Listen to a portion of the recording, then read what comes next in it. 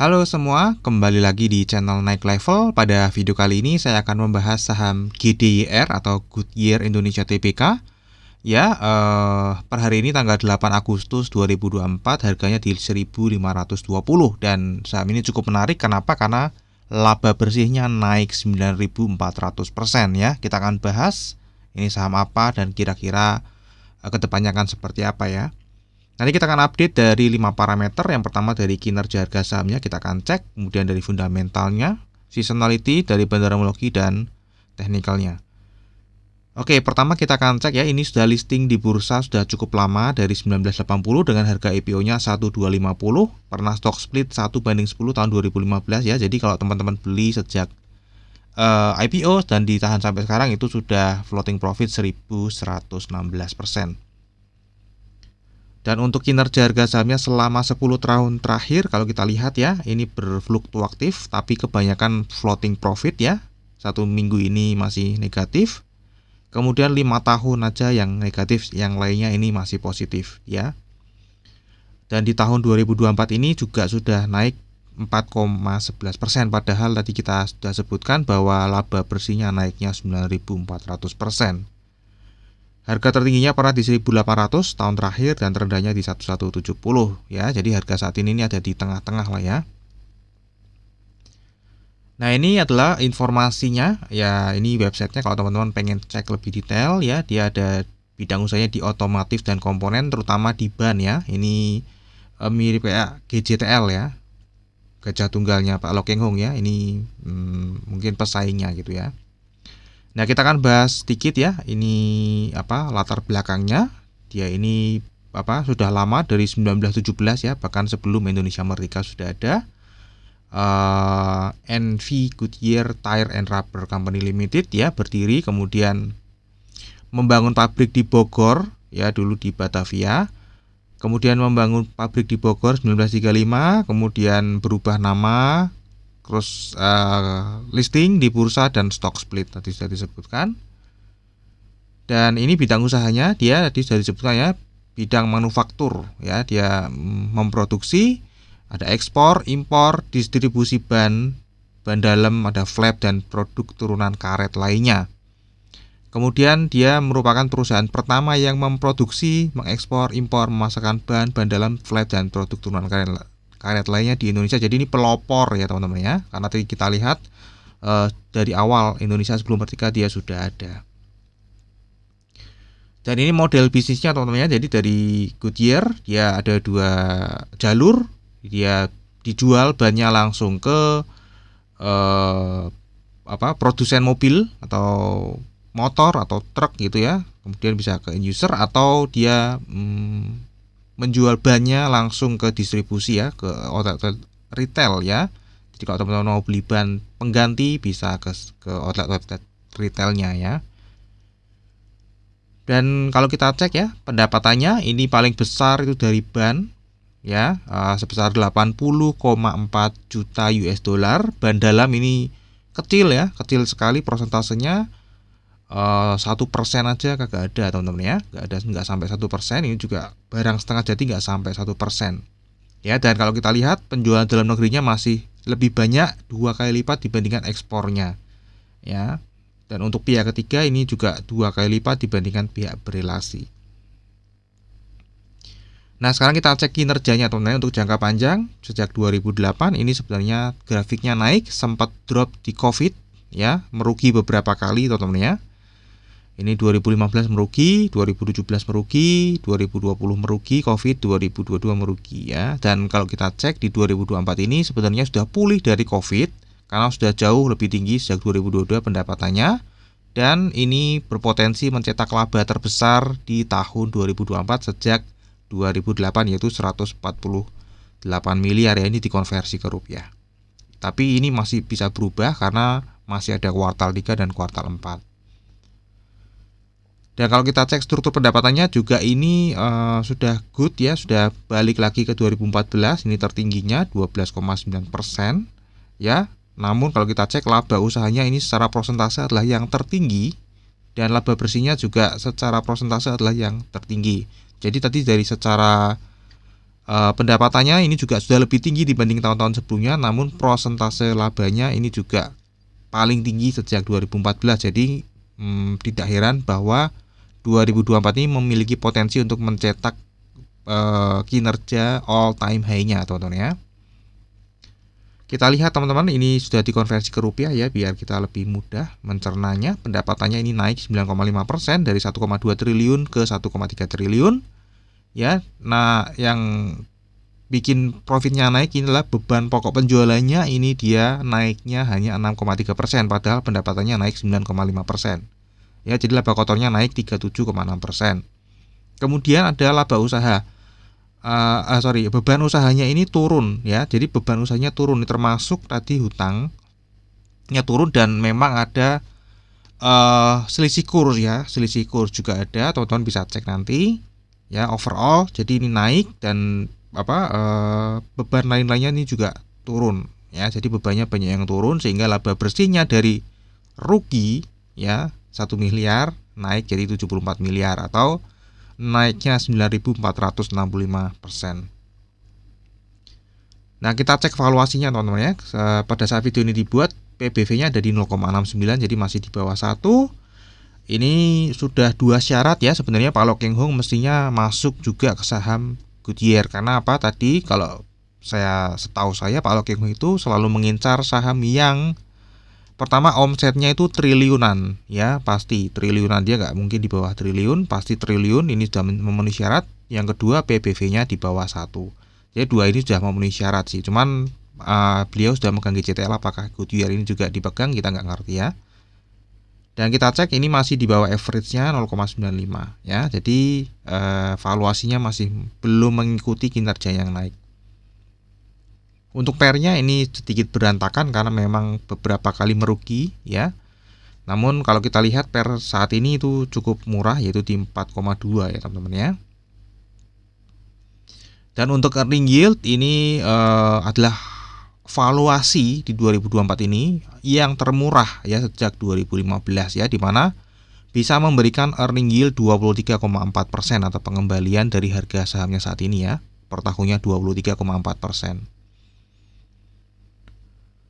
Dan kalau kita cek berapa sih harga wajarnya, kalau berdasarkan kinerja annualized sampai semester 1 2024 itu harga wajarnya ada di 2.400 sampai 3.500.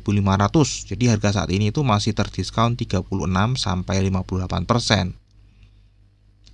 Nah, untuk dividen sendiri ini tidak rutin membagikan dividen ya. Terakhir membagikan dividen itu tahun 2017, dan yieldnya juga kecil ya teman-teman ya. Yieldnya kecil, paling besar 2007 ini sekitar 10%.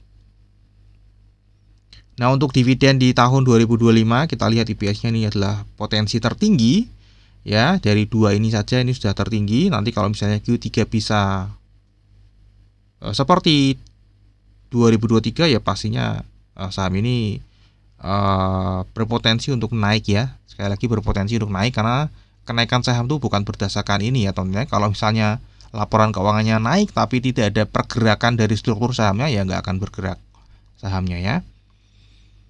Dan cashnya ini juga cukup tebal teman-teman ya. Kalau kita lihat cashnya ada 405 per lembar saham ya. Dan untuk dividen tahun depan saya prediksi masih belum membagikan dividen ya. Ini kalau bagi dividen jumbo pastinya akan terespon dengan baik harga sahamnya ya. Nah, kita cek dari kesehatan finansialnya. Untuk quick ratio-nya ini meskipun tadi cashnya cukup besar, tapi saya cek juga cashnya itu tidak ada yang di deposito ya. Jadi cashnya emang uang berputar. Ini makanya quick ratio-nya juga masih di bawah 1. Current ratio juga masih di bawah 1 ya. Jadi memang cashnya itu kepake, tidak nganggur didepositokan. Dan kalau kita lihat ya, untuk debt to equity ratio-nya ini juga sudah turun. Waktu 2020 sempat tinggi, kemudian sudah mulai turun, dan di kuartal 2 ini juga sudah mulai mau turun lagi ya. Jadi sudah baik, dan ini menyebabkan tadi beban keuangannya turun sehingga laba juga ikut naik. Nah, untuk seasonality kalau kita lihat ini menariknya hanya di bulan Februari ya, 70%, tapi di 2024 ini sayangnya turun ya. Dan kita lihat Mei naik 29%. Ini Mei ini ya kuartal 1 lah ya, kuartal 1 keluar langsung harganya terespon naik ya. Kemudian Juli naik. Nah, ini belum ya. Kuartal 2 kan bagus lagi, tapi ternyata belum direspon naik ya. Kalau kita lihat 2015 dia setahun pernah mencapai kenaikan 70% dan biasanya cuma di 1 bulan saja nih teman-teman ya. Jadi ini saham penuh kejutan ya, hold lama tiba-tiba bisa naik signifikan. Untuk struktur sahamnya kita lihat ini miliknya The Goodyear Tire and Rubber Company tadi ya, masyarakatnya hanya 13,86%. Ada yang scrip juga 1,14%, jumlah lembar sahamnya hanya 410 juta lembar saham. Peran investor asing di saham ini tidak terlalu signifikan karena memang ini likuiditasnya tidak terlalu tinggi teman-teman ya. Namun kalau kita perhatikan sejak bulan Mei ini investor asing mulai membeli terus saham ini ya. Yang kita lihat di bulan Agustus ya, tanggal 1 dia langsung hajar ya, tanggal 2 dia slow gitu ya, slow menahan harganya supaya tidak naik ya. Kita lihat untuk kepemilikan retailnya ini juga sepi peminat. Bahkan saya kalau cek public expose-nya tuh medianya nggak ada yang hadir teman-teman ya. Jadi ini mungkin tidak menarik untuk dibahas di media. Jumlah ordernya juga nggak terlalu banyak dan fluktuasinya juga tidak terlalu besar ya. Jumlah lembar sahamnya juga ya segini-segini aja ya, nggak terlalu signifikan. Jumlah ini juga nggak terlalu signifikan ya. Namun yang menarik adalah ternyata value per holdernya di sini hanya 14,5 juta. Jadi cukup kecil ya teman-teman ya, 14,5 juta aja dari 1.500 orang. Per orangnya 14 jutaan dan ini nggak terlalu signifikan berubahnya ya. Jadi ini holder-holder yang cukup setia memegang saham Goodyear ya. Kemudian kalau kita cek perpindahan struktur sahamnya selama setahun terakhir, ini memang karena likuiditasnya tidak terlalu besar, jadi kayak gini ya, tiba-tiba melonjak tadi di Juni, ya Mei Juni, nanti kita lihat investor asing mulai masuk ya, dan di Bandar Detektor ini juga terlihat big accumulation dari broker II, ya yang menjual nih HD, ya kita lihat di sini XL, XC nggak ada, XL ada di sebelah kiri. Kemudian kita cek lebih detail ya siapa yang buang barang. Nah kalau kita lihat ya top 3-nya di bulan Juli 2023 itu adalah lokal CP atau perusahaan lokal, investor retail lokal dan investor asing. Lokal ya, investor retail asing ya,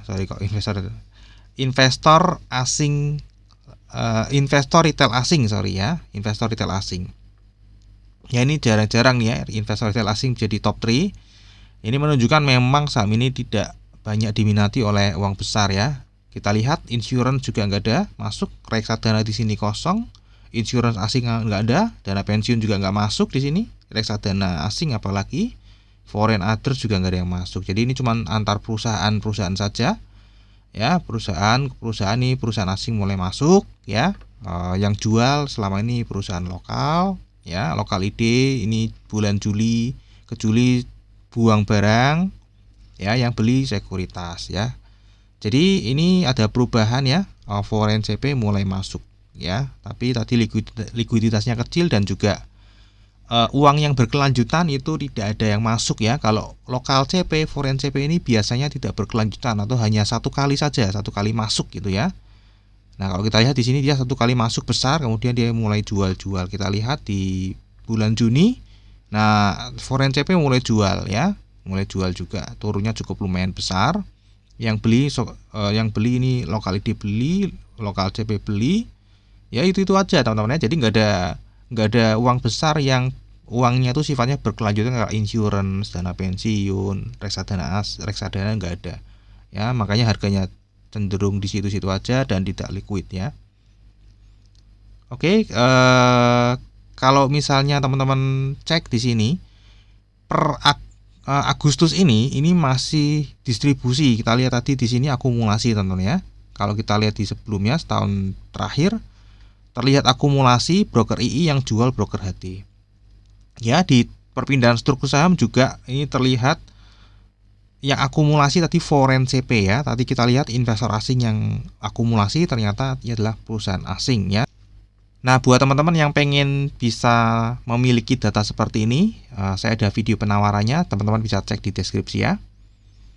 Oke, kita lanjut lagi ke sini ya. Tadi broker HD masih jual dan ini masih jual, broker II juga masih beli, Nah, di sini bedanya XL dan XC sudah mulai masuk ya, teman-teman ya. Jadi terlihat ini distribusi di sini ya, distribusi sedang terjadi, tapi ini belum final. Nanti finalnya kan 1 bulan penuh, kita baru bisa lihat tadi struktur sahamnya seperti apa. Oke, sekarang kita akan masuk ke technicalnya. Nah, kita lihat ya, ini tidak liquid. Kita lihat yang menarik di sini adalah tiba-tiba ada lonjakan dan disertai volume yang tinggi. Namun ini turun lagi dan ini naik lagi ya. Ya, jadi ini memang ada gejolak, ada ini tadi perusahaan asing yang mulai masuk ke saham ini. Cuma karena likuiditasnya kecil, jadi mungkin dibuat naik sebegini, menarik ya, supaya mungkin investor retail yang lama-lama lepas, atau perusahaan lokal juga lepas taking profit ya. Tapi kalau tidak dilepas ya, ini akumulasinya akan tidak terjadi ya, dan akan gagal. Nah, untuk pergerakan harga sahamnya mungkin diprediksi akan dinaikkan kembali, karena tadi kalau misalnya dia sedang akumulasi, di harganya turun nggak naik, kalau harganya diturunin tidak diserahkan atau dia tidak dapat barang, mestinya harganya akan dinaikkan ya, karena ini kan mungkin sudah bertahun-tahun orang sudah pegang sahamnya, jadi ya udahlah, naik sedikit nggak mau lepas itu ya, maunya yang naik besar. Jadi untuk mengharapkan dapat barang, mestinya harganya juga harus dinaikin atau beli di harga yang lebih tinggi ya. Ini likuiditasnya 709 juta per hari, teman-teman ya. Dan terakhir untuk risamnya, untuk kinerja jangka panjangnya ini tadi sedang naik, kinerja jangka pendeknya juga naik, valuasi murah, tidak rutin bagi dividen, forecast 2025 0. Untuk seasonality berpotensi naik di atas 60% di bulan Februari. Bandarmologi tadi setahun terakhir Juli ke Juli sedang ada akumulasi, namun di Agustus ini terlihat distribusi. Ya, untuk technical tadi sedang ranging aja di 1350 sampai 1700. Jadi kemungkinan akan bolak-balik aja, ini mungkin akan naik dulu. Kalau tidak berhasil mungkin akan turun lagi ya. Terakhir disclaimer teman-teman ya, jadi analisa yang saya bagikan di YouTube ini adalah analisa saya pribadi yang tentu saja juga bisa salah ya. Ini bukan ajakan jual atau beli saham GDIR. Jadikan video saya ini hanya sebagai pelengkap informasinya teman-teman saja ya, karena saya juga bisa salah. Oke, kita akan ketemu lagi di video yang berikutnya.